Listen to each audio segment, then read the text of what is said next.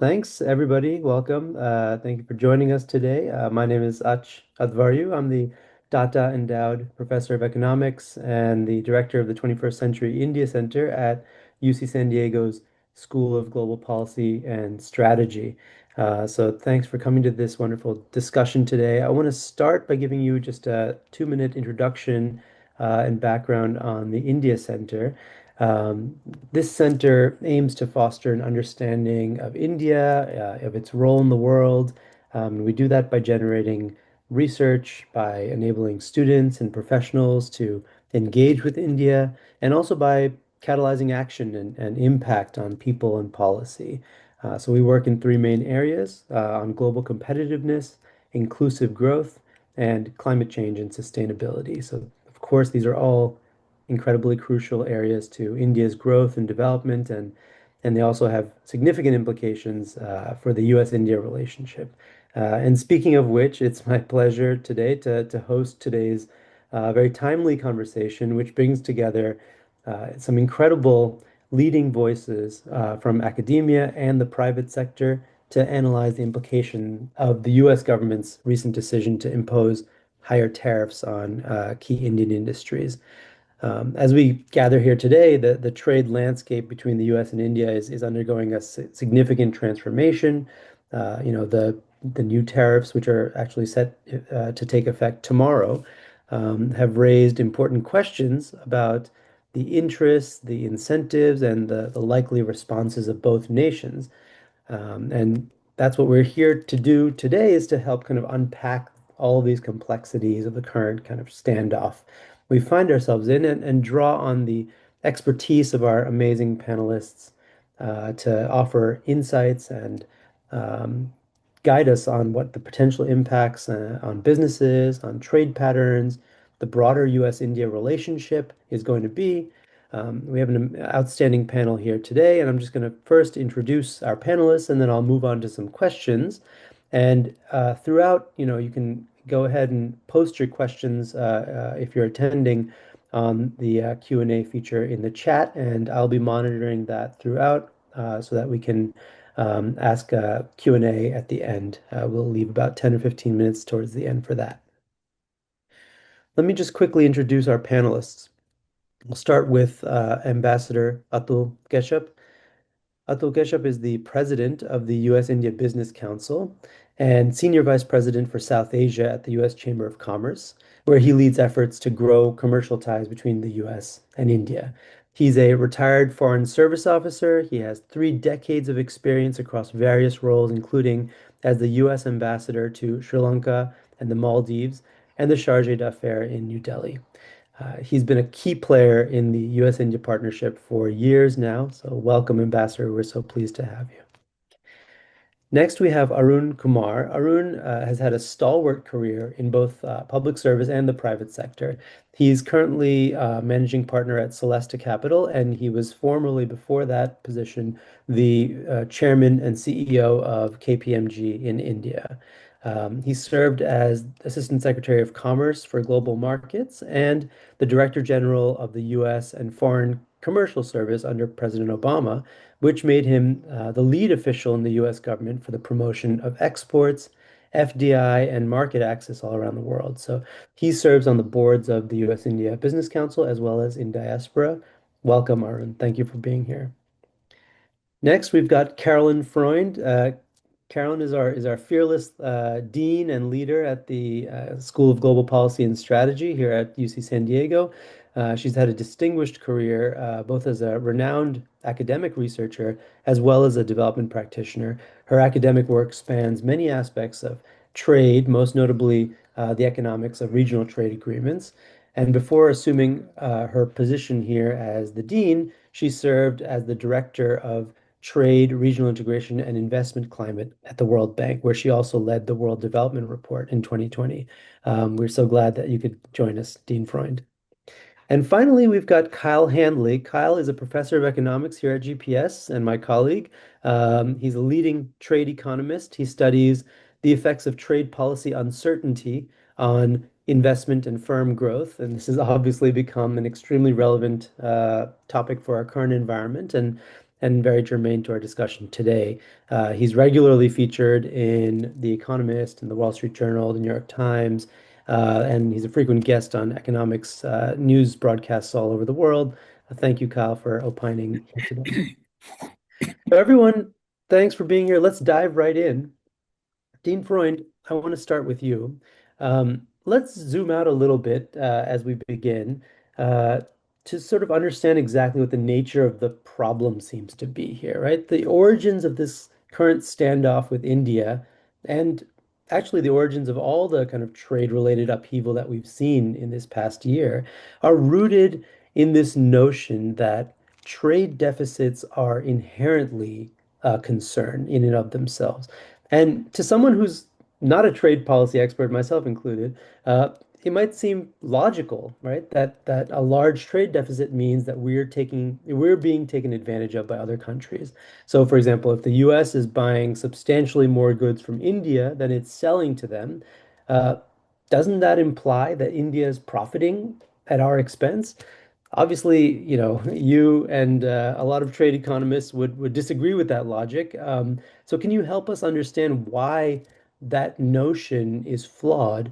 And more generally, how should we think about trade surpluses and deficits? What do they actually tell us?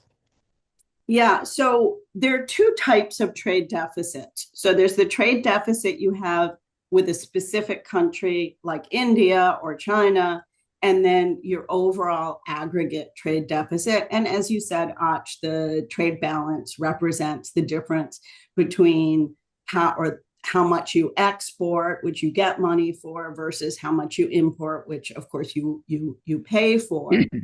Um, and the US has both a large trade deficit with the world as well as with a group of countries. And the countries that really account for the biggest share of the trade deficit are the ones that have been most targeted, though there are also some odd ones that have a big deficit relative to the amount they import from the US, which also got. But the target has been the bigger countries.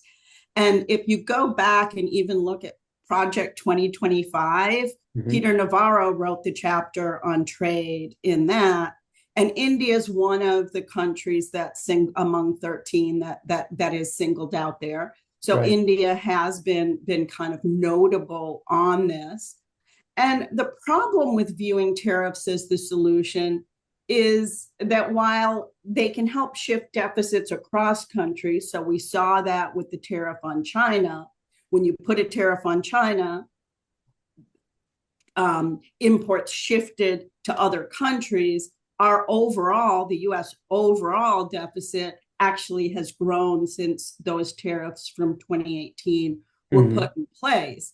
And the problem is that if a country spends more than it produces, and the US, of course, has low savings but high consumption and investment, then it has to borrow from abroad. And this is going to show up as a trade deficit.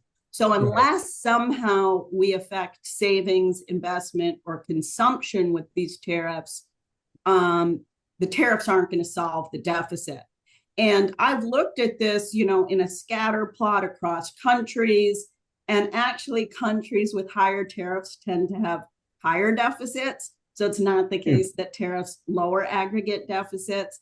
And if you look at the US over time, the same is true. So the tariff went into effect on China, which, let's face it, the tariff in 2018, people were worried about 25% on about 60% of imports from China. And we didn't see any effect on the overall trade deficit. Hmm. So I would say it's a flawed view. The only thing that I think is relevant about this is if you hold deficits over a long period of time, at some point you have to pay back that money.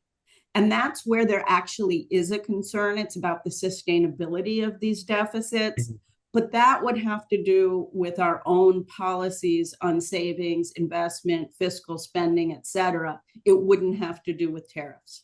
Okay, so long term, there could be issues with holding deficits in the aggregate, but in the short term, they shouldn't matter as much.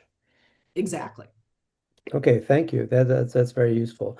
Um, Kyle, I want to move to you next. Another 10,000 foot question from the academic perspective. If you could enlighten us, you know, almost every country in the world, and I think Carolyn was kind of mentioning, alluding to this a little bit, in almost every period throughout history has levied, some form of tariffs on imports, right? So it seems like they're a fairly pervasive policy instrument. Lots of countries use them and have used them for a long time.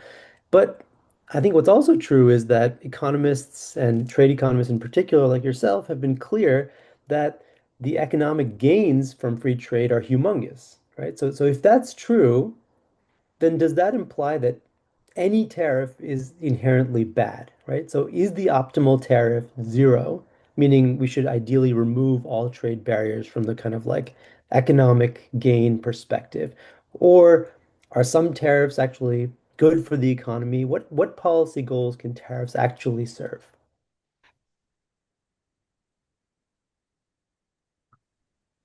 Sure, thanks.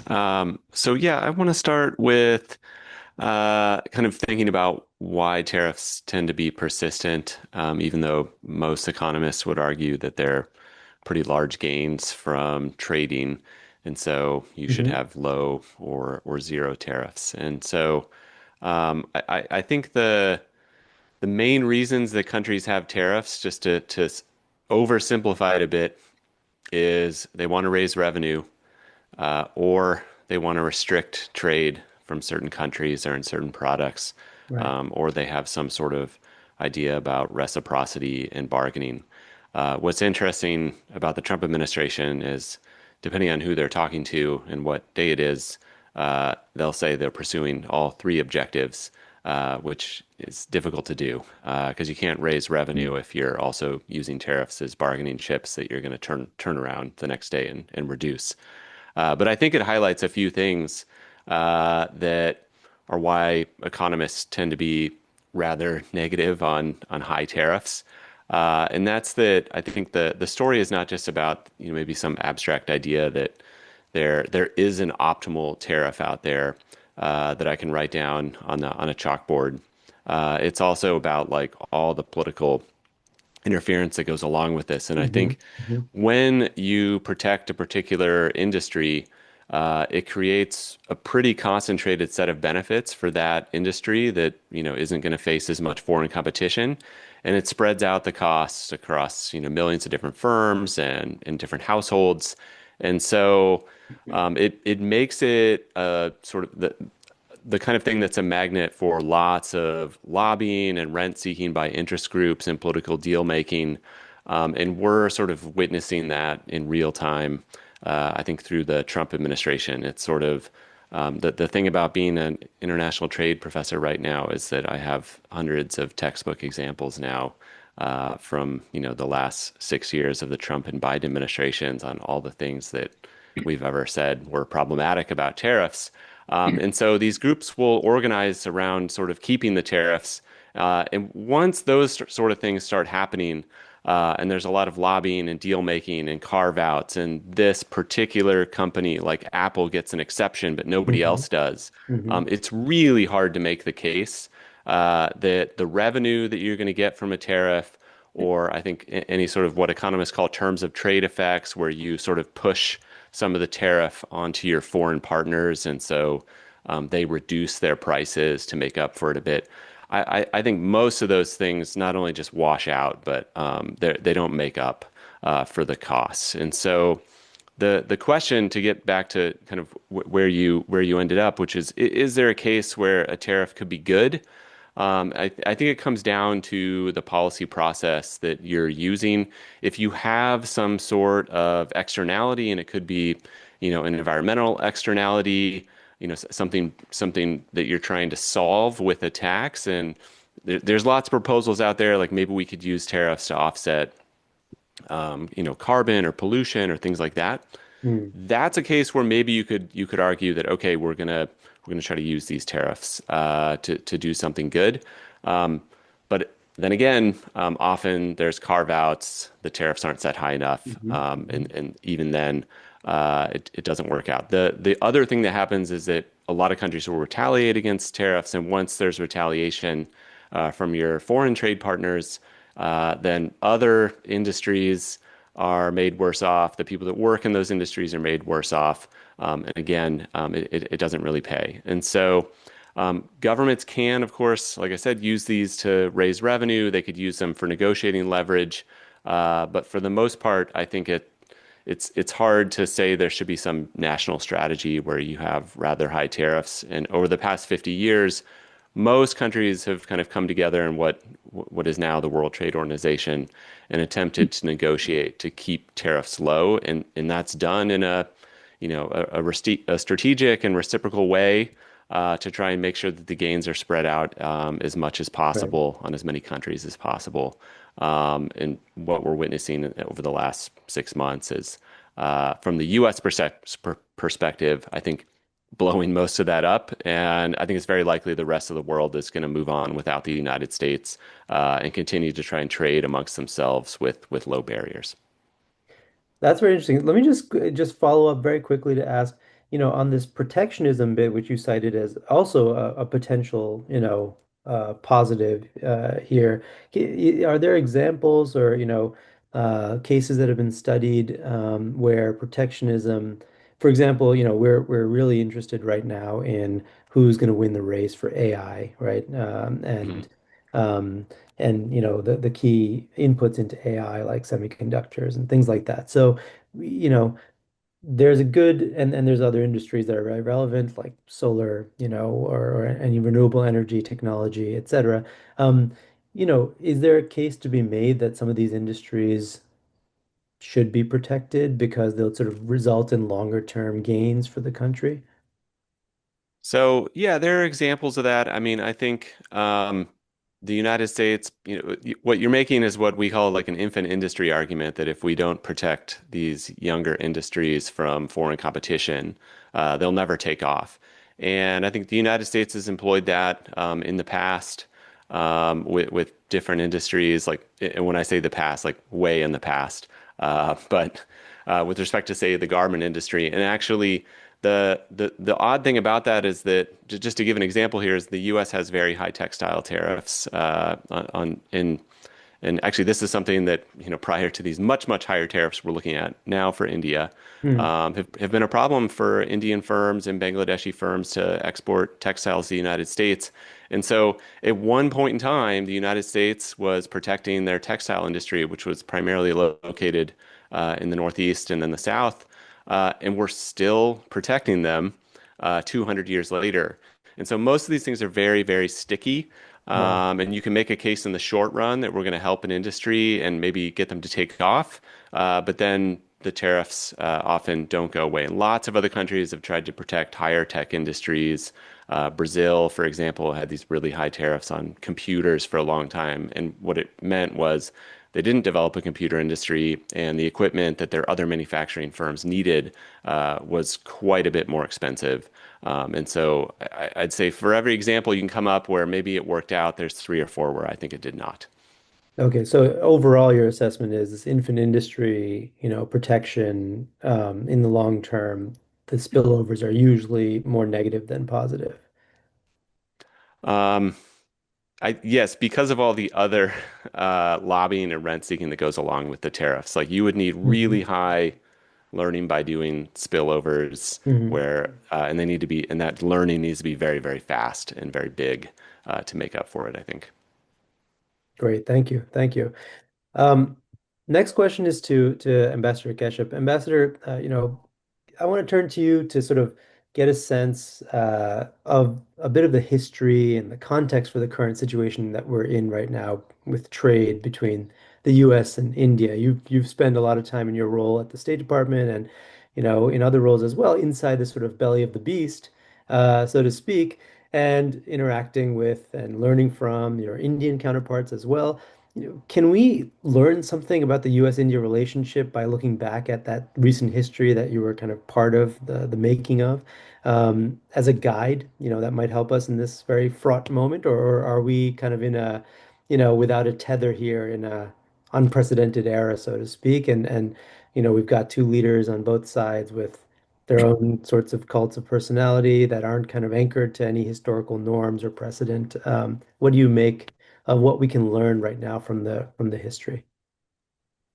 Well, thank you, Professor. Look, the U.S. and India are two of the most complex, dynamic, diverse countries on earth. We have very, very complicated politics that a lot of other countries just don't have to worry about because they're not vast democracies. Hmm. So anything done between the U.S. and India is always going to be fraught with risks and layers of complication that we just don't have to deal with in dealing with many countries. So, look, I don't need to get into the long and tangled history of U.S. India relations, but we have had moments in the past where we were estranged. If you remember that famous book by Ambassador Dennis Cox, Estranged Democracies. Right. And part of it is that we sometimes in the past have talked past each other and failed to understand each other. The old joke when I was in the State Department was that our common language divides us, that we all speak English, but we somehow spectacularly fail to understand what each other has been saying. So there's been a concerted effort over the past 25 years by Delhi and Washington to understand one another and to understand one another's complexities, neuroses, limitations, calculations, etc. And I'm proud to say that it's been a bipartisan effort in America and in India across successive governments working with diplomats and military officers and think tankers and everyone else, business community, to try to forge a new consensus between Delhi and Washington. It has resulted at times in some spectacular breakthroughs that have been good for all of us. We can talk about the intelligence agreements, the counterterrorism agreements, law enforcement, outer space exploration, scientific, the nuclear deal. I mean, the list just goes on and on. The Quad. Delhi and Washington spending time to understand each other's limitations, but also where the opportunities are. So, from my perspective, talking is very important. It's what diplomats do. And the talking creates bridges of understanding and awareness, right? So, we've had difficult moments in the past 25 years. There was a crisis in 2013 that was really quite something. There was another mini crisis during the pandemic that got overcome by swift action by both governments. But this is now arguably the most important, sort of problematic development in many, many decades in U.S.-India relations. And my advice, if I can be so bold as to offer it, is that both governments need to understand each other better.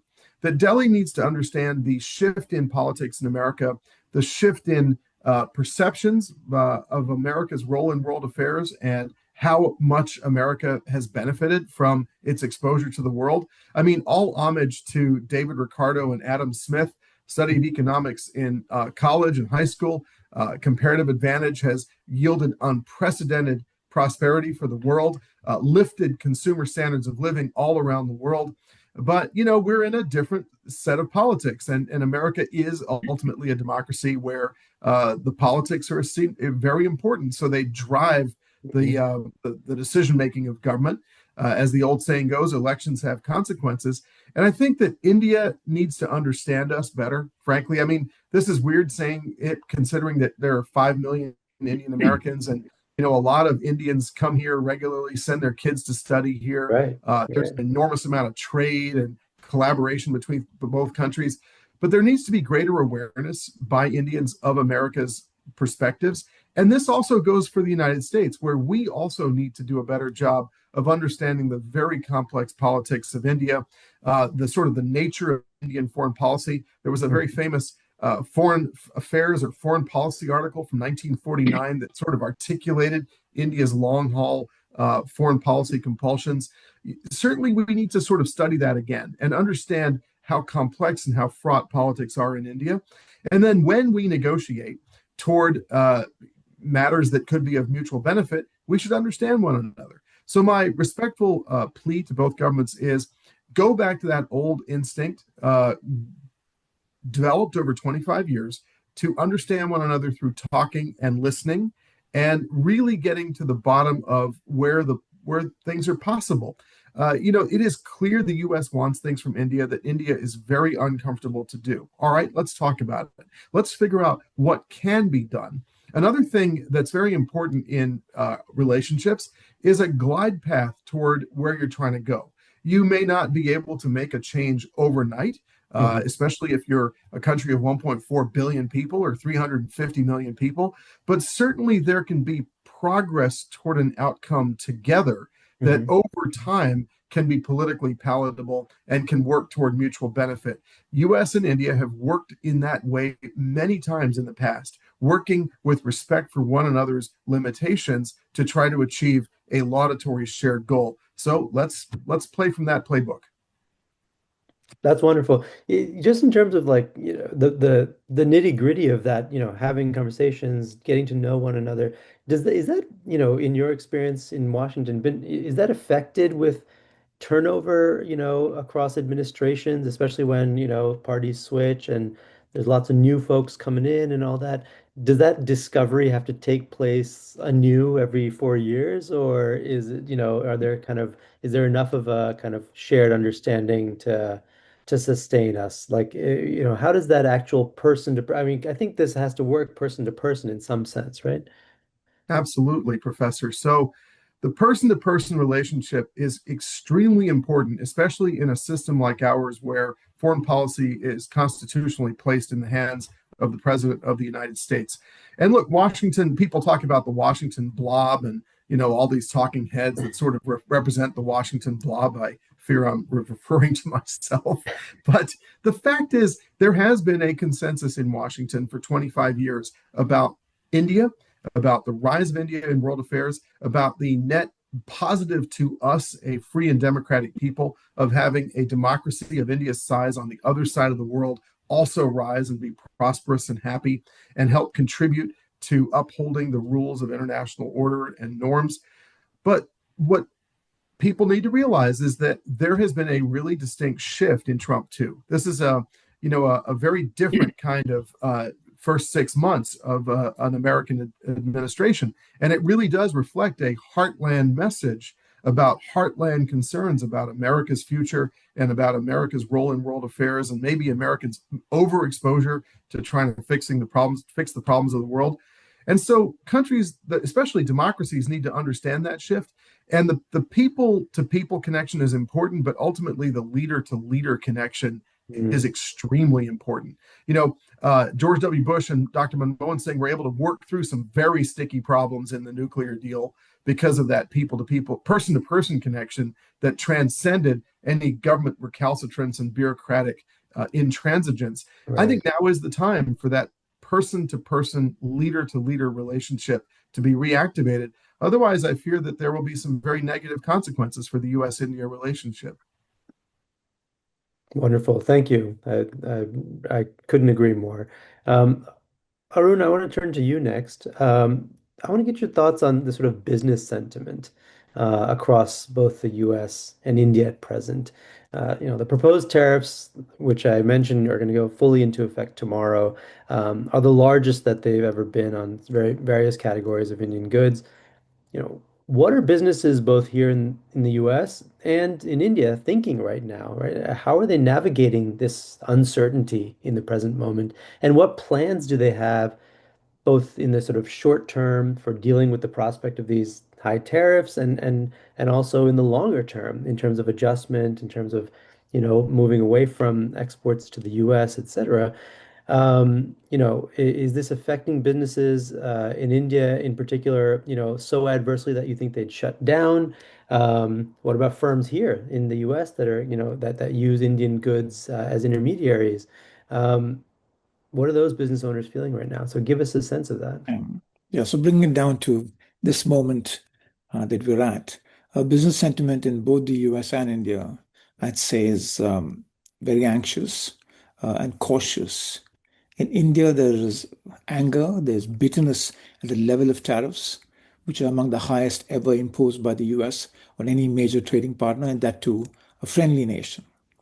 So at the same time, in India, I see a rising pressure to look at contingency and diversification measures, but those things don't happen overnight. They'll take a bit of time. So this level of tariffs, 50% compared to even 25%, is such that many Indian export-intensive businesses are at risk. They could become unviable, especially those that are dependent on highly competitive global markets, which many of them are. So I break it down. Small and medium enterprises in India have responded with a fair amount of alarm. Hmm. They are predicting devastating results in some cases on their export revenues. And the SMEs are the backbone of India's export engine. And that with these new tariffs, they will face up to a 35%, sometimes more, cost disadvantage compared to exporters in other Right. countries. Right. So many businesses are holding back on new hiring, they're holding back on investments. Some are looking at pivoting away from the US market entirely if no tariff or other relief is forthcoming. So the labor intensive sectors are bracing for severe contraction. Many export businesses, especially in textiles, apparel, carpets, leather, could face closure or at least severe downsizing if these tariffs remain in place for long. And the sectors in India are affected differentially. So some estimates are that the tariffs will affect about 50% of India's exports to the US. So which would be 60% of the goods Wow. exports, which is huge. The textile industry will be hit. There'll be a huge shrinkage in exports. About 30% of textile exports come to the US, so that's going to be a big hit. Gems and jewelry will also be hit, but in that sense, there's some of them feel that they may be able to pass on some of the costs to the consumers. May not be as price elastic. Other areas like spices, they feel that maybe they can pass on more of the costs to the consumers. Hmm. Hmm. In defense, there's definitely a setback in trust. And so we may see a reduction in US India defense trade because of the trust issue. And some areas like IT, electronics, pharma, are as of now unaffected by the new tariffs. Now, the big companies in India, and I spoke to some of them, just to kind of get a pulse of where they are. So they realize that they cannot untangle with the US. As they build new sectors, semiconductors, electronics, they can afford even less to be decoupled from the US. But even so, they're going to look at diversification towards Europe, to Japan, to the BRICS countries. And they will also look at the Indian government for pressure, for support um, to shore up their export capabilities. Right. Uh, Mostly, they expect that a trade agreement will be reached soon, and this phase will pass. Now, you talked about American businesses who are dependent on Indian inputs. Now, they're frustrated with the situation. They see supply chain risks. They see it's not easy to find alternatives fast. And they too are hoping that the situation will be temporary and there'll be some resolution. But they are looking at longer term issues. How do they prepare for longer term Mm. disruption? So they're scrambling to adapt, and they're looking at supplier contracts, renegotiating them, looking at new sourcing from countries like Vietnam and Bangladesh. But the larger corporations are probably better positioned to kind of withstand this current shock. And they also will pass on costs to consumers wherever they can. Now, in India, overall, economists feel that India's GDP could be affected pretty significantly, maybe of the order of 1% by the tariff situation. And the cost to the Indian government to counter this export shrinkage is going to be expensive and may not be, may be difficult to sustain for long. So overall, I'd say at the moment, um, it's a dismal picture, but there's a hope that this will be temporary. Okay, thank you. Yes, that's certainly my hope as well, that there's some resolution reached soon. Um, Ambassador, I want to turn to you again just to ask a related question. Um, we've just been through some of these potentially very dire impacts, the contraction of really important sectors for India's economy. Um, to what extent do you think that, these adverse consequences of the new tariffs being, are being internalized by the Indian government? Is the government worried about effects on the economy, um, especially given that the U.S. is the number one, destination for a lot of these exports? Take us through your assessment of what are they thinking right now when they're sort of at the negotiating table or kind of in the midst of this standoff and deciding what to do next. Thank you, Professor. Yes, I fear it is more of a standoff than a negotiation at this point, which is why talking is very important. Look, I cannot do better than Arunji in describing the potential rather significant impact I read a news article before this show that indicated that of India's $87 billion of exports toward the United States, as much as 60 billion of it may be affected by the 50% tariff. It Wow. will have a sweeping and negative impact on a whole range of labor intensive industries in India. And this is where, we have to try to find some good in it. There is some good in nations speaking truth to one another. Harsh truths sometimes, perhaps not delivered in the most Mhm. diplomatic manner possible. But, the president, the secretary of Treasury, the secretary of Commerce, and others have been very clear about their concerns about India's measures to protect its domestic producers over the years, lack of market access, friction faced by American investors. And so maybe some good will come of it. And what is that good, to your question? The prime minister hosted a meeting of secretaries of the government of India about 2, 3 weeks ago and basically told them, look, it's time to pull up your socks. I want ideas for how to accelerate our growth and to attract more investment. And you need to do your homework and come back to me. That's good. Yeah. There's lots of ideas. It's a country full of geniuses who can come up with great ideas. Then there was also, we heard, invitations to American companies to sort of put in more FDI to help grow the economy and Mm. intensify investment. And that's also good. And then third was the Red Fort speech on Independence Day, where the prime minister gave a very bold kind of set of visions of what he would like to see the Indian economy achieve Right. over the next few years in order to slough off the negative effects of the tariffs, the difficulty in selling in the American market, and the potential psychological impact as well of the U.S. and India being unable to conclude a trade negotiation, even though so many others have successfully been able to conclude a negotiation in the past 6 months. And ultimately, businesses, being, like human beings, have a psychology and a psychological factor that they have to consider. So I certainly think the Indians are trying to put full effort in, but this is where we, and now I speak on behalf of the business community as the president of USIBC, we have practical, granular insight on what it's like to do business in the US India corridor. And there are frictions and complications in that corridor that business, especially global American businesses that are highly sophisticated, don't encounter in other places.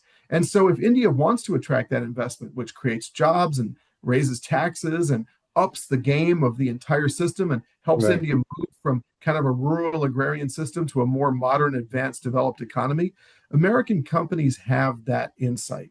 Indian companies do really well in America because there's very little friction. Investment here is easy.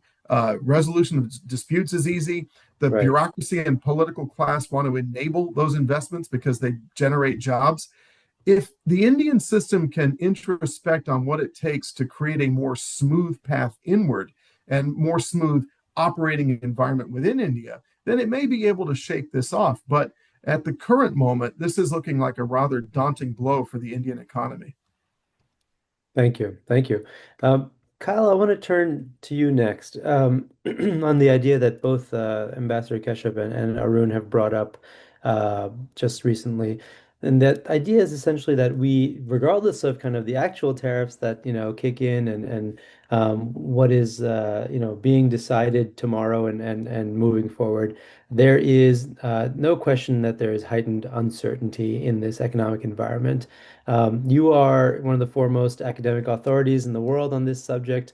What happens when trade policy becomes more uncertain as it has, in this current context? How do firms react? What are some examples you've studied that might help us predict, what American and Indian firms are going to experience, what decisions, they'd make differently under this new regime?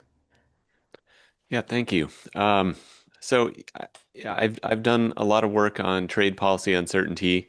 When trade policy gets unpredictable, we're not just thinking about the firms of, well, they'll pay the tariff and just move on, or they'll take the hit to their business and move on. They're going to change their behavior, and that may not happen overnight. Because a lot of these trade and investment projects, and I mean, India's a lot of its exporters are very much oriented toward the U.S. market, and so So those things are costly to reverse. But when they are thinking about the future, and I think as the ambassador and Arun have already mentioned, they're going to start trying to diversify away from the United States and away from the products that they might have sent there and try to Is there develop usually a markets. timeline on that? Like, are we going to see, we won't see that tomorrow, of course, but, how Yeah. long does that usually take? So, I mean, this is basically, I like to say like disinvestment happens on the margin. And so it's the projects where you're going to roll out sort of some sort of new, it could be a new clothing line, or, a new product that you had targeted, for the United States. And those are the things where if you haven't sunk the money into it yet, you're not going to do it. And so a lot of things, where they've already, you know, maybe made the shirts or they've made the product or they've already, produced a bunch of injection molded pieces of plastic that are customized for a U.S. firm or product like that stuff. They're stuck with it, and they might just Right. have to take some major hits and big hits to their revenue, and also profits, obviously. But it's all the things that don't get done, these foregone investments. And so in that sense, uncertainty ends up being like this hidden tax on planning. And I think from, one thing to keep in mind from the US perspective is we don't make any revenue on stuff that doesn't get shipped because there's uncertainty. So things that act like a tariff, but we don't collect revenue on are even worse than the tariffs as applied that I was mentioning. I typically don't like in my original comments. And so there's lots of examples of this. So in the U.S.-China trade war, there were big import surges before tariff deadlines. We've seen a bunch of these in the past 6 months. Those things are costly for firms to undertake. They have to overload ships, they have to pay extra, they may airship things instead of sea freight them. All of those things are costly. Contracts get rewritten, and of course, the sectors that are most exposed are going to reduce their investments. We also saw this under Brexit when the UK decided to leave the European Union. A lot of firms, stopped, entering new export markets in the EU. EU firms, well, the remaining EU firms, stopped entering, the UK market. We saw Hmm. increases in prices, decreases in Hmm. trade. And so I would expect those things to continue with these new tariffs on India. And even if tomorrow or next week there's yet another pause with India, as we've seen with a lot of countries, now that the threat is in the air, and I think as the ambassador and Arun were already saying, firms are already starting to think about this and sort of they're sort of making different decisions than they would have. And those are ultimately, going to reduce economic activity in India, reduce the number of, products that are available to U.S. firms and U.S. consumers. And so that's just a loss and is basically a loss to the U.S. market and the Indian market, that this sort of, once all this uncertainty is in the air, just sort of makes things worse.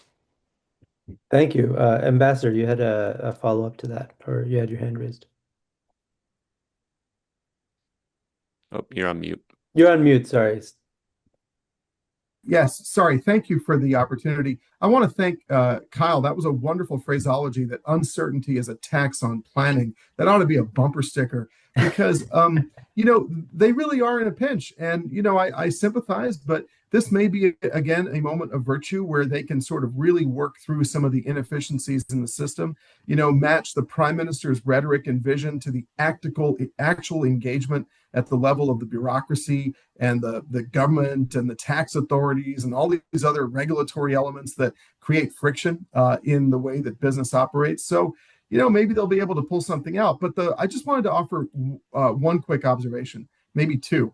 One, the U.S. market at $30 trillion is very hard to find elsewhere and replicate. And number two, the Indians now have additional competition from countries that have negotiated relatively advantageous agreements with the United States: Bangladesh, Sri Lanka, Vietnam, Indonesia, and many others besides. So this is becoming a steeper and steeper slope. Over.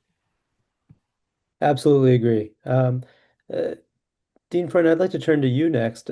You've done a lot of. Oh, I'm sorry. Actually, did you have a follow-up, Kyle? I see your hand raised. So I want to Sure. before I move on. Uh, Yeah. If I could just say two things, Hmm. I totally agree with the ambassador that India should try to streamline its, internal policies and regulations and do things that are permanent, irreversible changes to regulation, making the roads better, making the ports better. All of those things are a good idea, regardless of whether tariffs are high or low. And they'll increase, economic activity in India. And so they're basically tariff-proof strategies. And so I think those are the sort of things that India should be pursuing. And that's all I wanted to add. Roads, I think in my academic career as a development economist, there's very few better investments than doing roads well.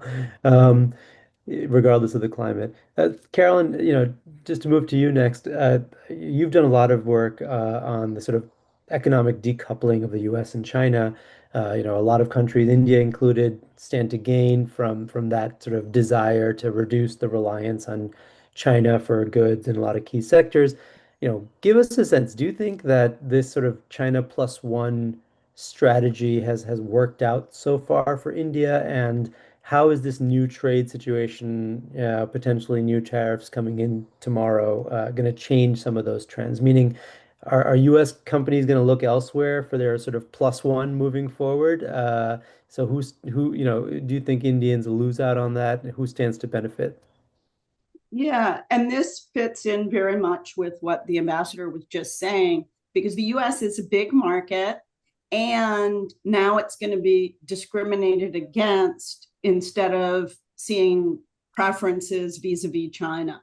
And India has been a winner from the shift away from China. So just we can't look at what's happening with current tariffs, but looking at the 25% tariffs on China in 2018, those tariffs led to a huge drop in US imports from China. So imports fell from 22% of total US imports were coming from China to 14% since then. So from 2017 to 2023, there was an 8 percentage point decline. That's absolutely, absolutely huge.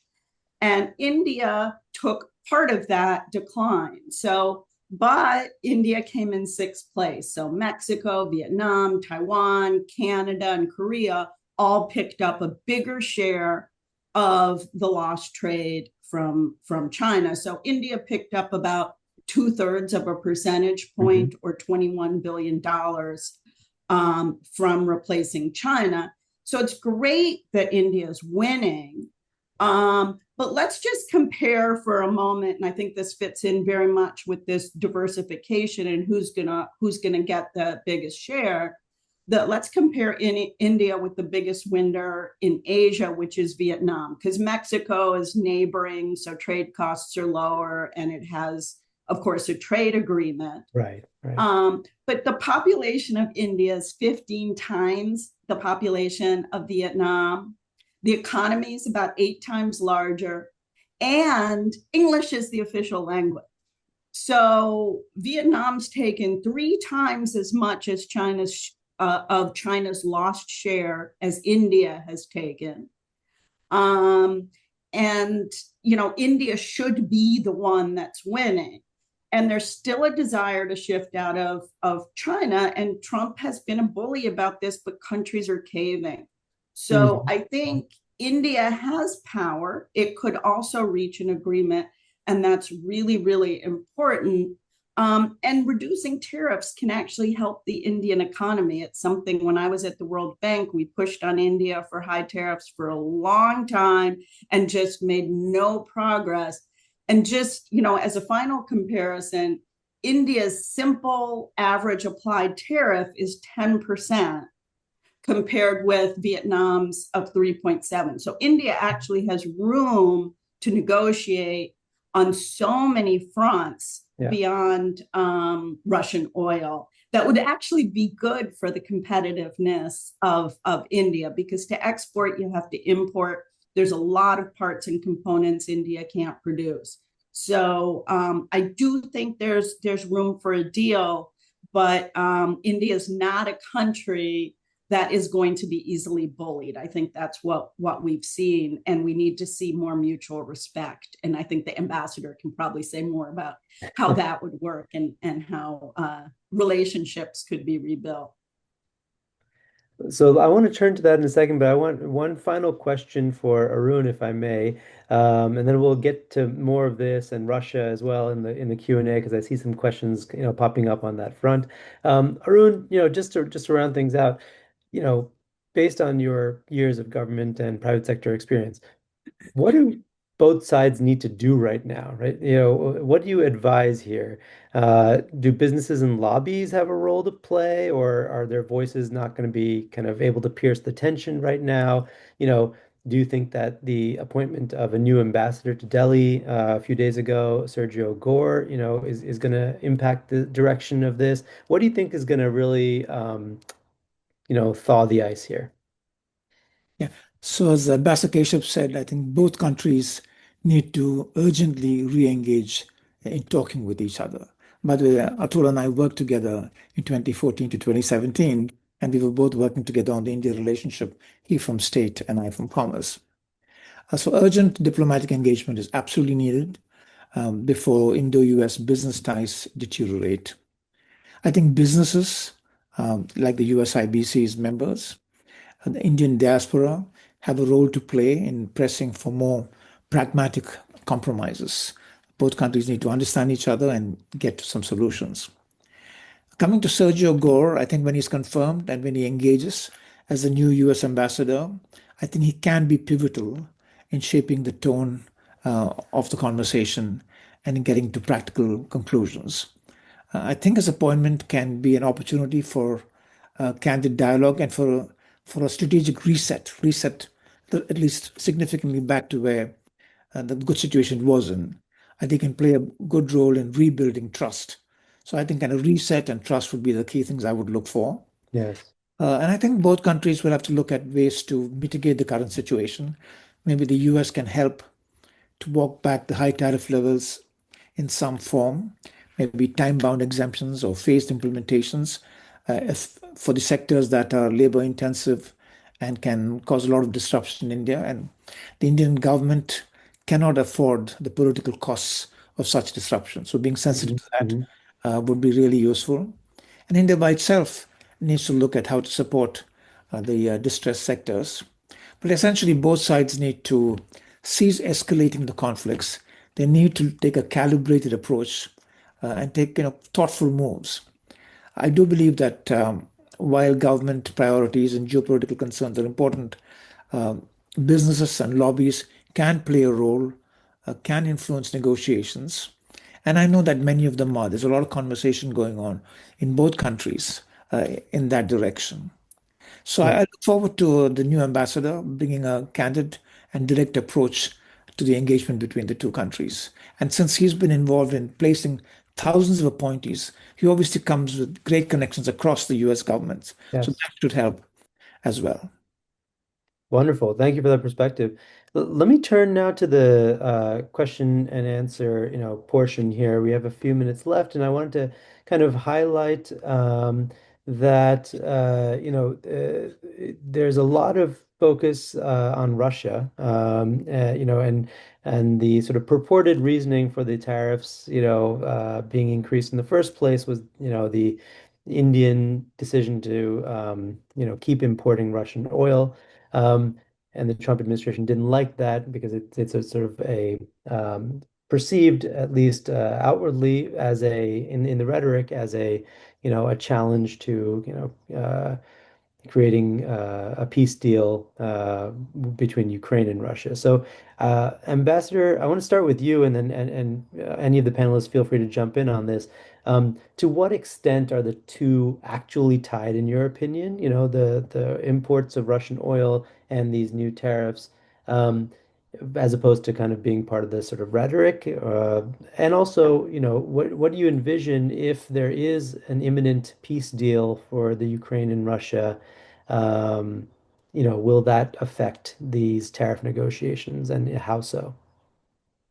Well, look, I'm not a party to what's happening inside the government of the United States, but my sense is that, you know, what you see is what you get. That the president has clearly put an enormous amount of his prestige and time into trying to resolve and end the Russia-Ukraine war.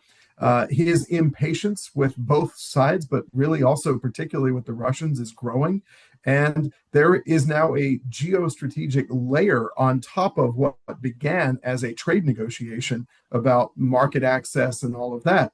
So this is a real thing, and both sides need to acknowledge it. And this is where I think a country as big as India, Vishwaguru, fourth biggest economy on earth, with very close ties to the Russians, can actually play a much bigger role in trying to get Mr. Putin to see sense, because this is essentially a war of conquest. It violates the entire principles of the UN system. It is to annex territories of another UN state. Every country ought to be outraged by it, and every country ought to be putting pressure. If India were to do that, I think that would be noticed and appreciated by the president. Mm-hmm. Mm-hmm. Interesting. Carolyn, let me go to you next. Yeah, I was just going to say two things. One is the tariffs are really convenient for Trump in the way he negotiates with starting from a really high point, in that it puts pressure on Russia to come to the table while also putting pressure on India to come to the table and negotiate some sort of trade deal that probably could get them to the 15% everyone else seems to get. So they're convenient that way. I'm not sure it shows an understanding of how India and Indian politics work.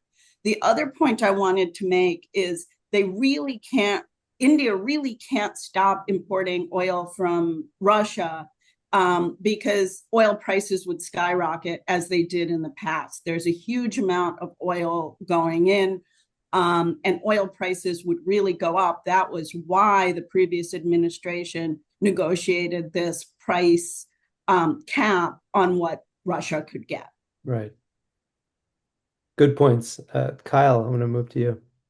Sure, thanks. Yeah, I have a much more cynical view on the Trump administration's tariffs against India. I mean, they may well lose this court case about whether or not the original Liberation Day tariffs were indeed an emergency for national security reasons. And so when they re-upped the tariffs on India, they claimed that it was because of these Russian oil purchases, which is a new security reason to have tariffs against India. And so I think they're trying to court-proof their strategy against India, at least in that case. And whether or not there's truly a national security issue that the government cares about, I've stopped sort of taking them at face value on that. The only other thing I would add is just all these deals that the Trump administration is negotiating with other countries, all of them may become illegal within a matter of weeks or months. And so it's not obvious, that India needs to negotiate something right away because this whole thing may fall apart. And none of these are real trade agreements. They're just deals made by executive order, and they don't solve anything because Congress has consulted. They have U.S. law. They can just change. I think I lost you for the last like 10 seconds of that, but um, so it would give folks a chance to respond if there are any responses. Otherwise, I have one last question. Any other comments on the kind of on the tie between Ukraine, Russia, and these tariffs?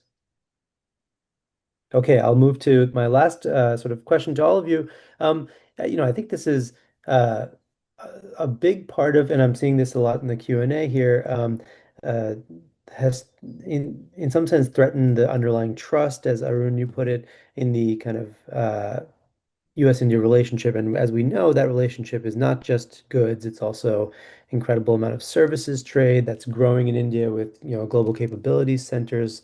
India is the sort of prime destination for those. Lots of students coming over, lots of H-1B, holders coming over for high skilled visas.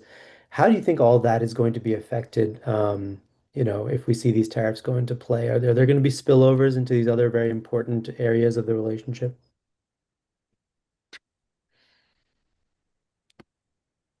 I was which there are already spillovers. We're already seeing a tightening of visas and so forth. So I think we're already there in terms of spillovers. Okay. So, and you think this would only worsen basically if the tariffs actually went into effect? Yeah, I think we are facing a very uncertain Hmm. Hmm. future. And I think, however, to take a longer term view, I think there are many connections, the business to business relationship, the people to people Right. relationship, the shared values. I think I'm an optimist longer term that all of that is going to lift the relationship. But in the short term, I do see a certain amount of uncertainty. Ambassador, any thoughts on this? The great democracies, really all democracies, face enormous threats these days. And I think that it behooves the United States and India, two very great, proud, diverse democracies, the leading democracies, to get it straight and get back on the path. We should not be throwing the baby out with the bathwater. We have done so much good together. Business depends on the psychological confidence and signals sent by their leaders. And so we really need this to get back on track in order for the shared prosperity of the free peoples of the world to continue. Wonderful. That's a good If I might pick up sentiment. Yeah, on what go ahead, Arun. I Yep. think Kyle talked, I think alluded to uh, trading systems that are going to develop that might exclude the United States. Uh, if I heard you right, Kyle. I think it's Yeah. important that India and the US not find themselves, you know, rowing in different directions. They need to come together again. Absolutely. Absolutely. Well, thank you so much to all the panelists for their incredible insights and sharing their wealth of experience with us today. We're just a little bit over time, so I'll stop the session here. Look forward to seeing you again soon, and amidst this dialogue, I remain optimistic. Just wanted to put in a word if you're not part of the India Center. Listserv, please go to india.ucsd.edu and you can sign up very easily for that and keep track of all of our events and programming. Thank you once again to all of you for joining.